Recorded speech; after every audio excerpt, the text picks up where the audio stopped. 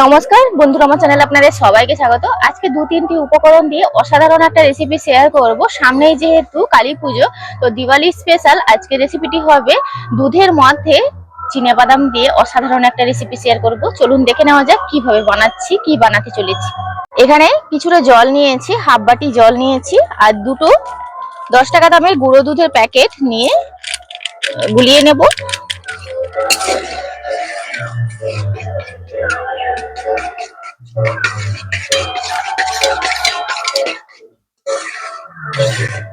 আমি এখানে গুঁড়ো দুধ ব্যবহার করেছি, আপনারা চাইলে কিন্তু লিকুইড গরুর দুধটাও ব্যবহার করতে পারেন। দুধটা মিলিয়ে গেছে, এখানে ফোটানোর কোনো দরকার নেই। এই পর্যায়ে কিন্তু নামিয়ে নেব। এক বাটি এখানে ফ্রেশ চিনেবাদাম নিয়েছি, কাঁচা। এটাকে একটু কড়াইতে ভেজে নেব। অল্প আঁচে এই বাদামটাকে একটু ভেজে নেব, যাতে খোসাটা খুব সুন্দরভাবে ছেড়ে যায়, কালার যাতে কোনোভাবে চেঞ্জ না হয়। বাদামটাকে এইভাবে ভেজে নিয়েছি। এবার একটা পাত্রে নামিয়ে খোসাটা ছাড়িয়ে নেব একটু ঠান্ডা করে। এই যে দেখুন, বাদামগুলো খোসা ছাড়িয়ে নিয়েছি।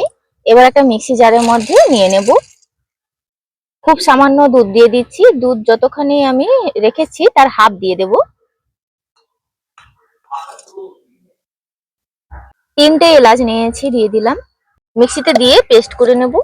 এইভাবে পেস্ট করে নিয়েছি, আর একটু দানা দানা আছে।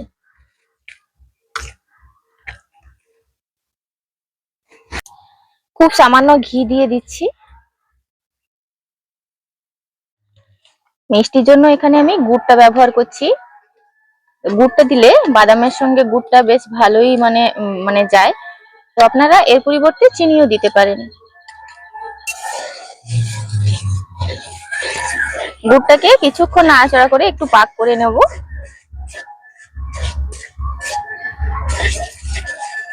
বাদামটা যে বেটে রেখেছি এই দুধের মধ্যে নিয়ে নিলাম।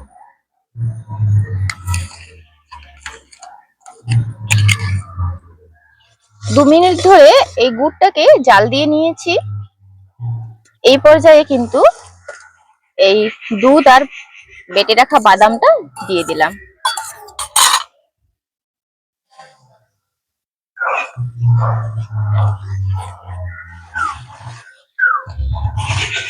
এবার উনুনের জালটা বাড়িয়ে রেখে এটাকে জাল দিতে থাকবো।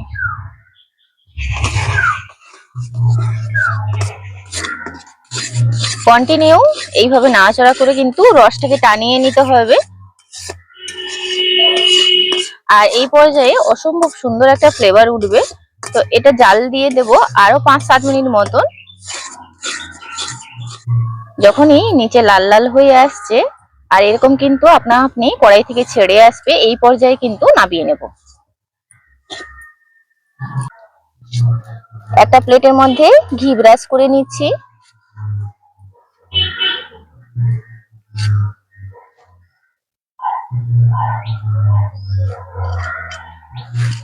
একটা চামচ দিয়ে প্লেটের চারদিকে সমানভাবে ছড়িয়ে দিচ্ছি।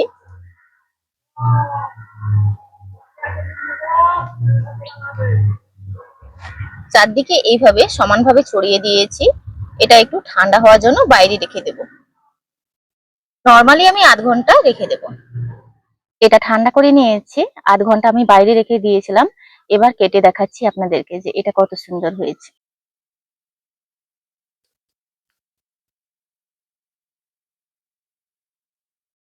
এইভাবে চৌকো চৌকো করে কেটে নিচ্ছি।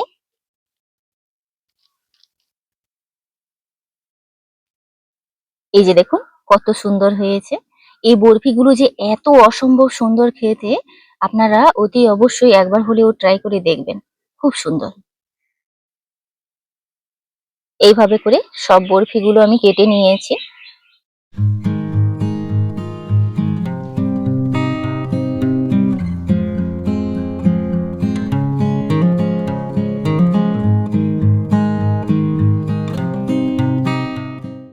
দোকানে আমরা সাধারণত অনেক দাম দিয়ে এই মিষ্টি কিনে খাই। এই সাধারণ উপকরণ দিয়ে অল্প খরচে কিন্তু আপনারা এই মিষ্টিটা বানিয়ে দেখবেন। দোকানের যে কোনো দামি নামি দামি মিষ্টিগুলো এর কাছে হার মানবে।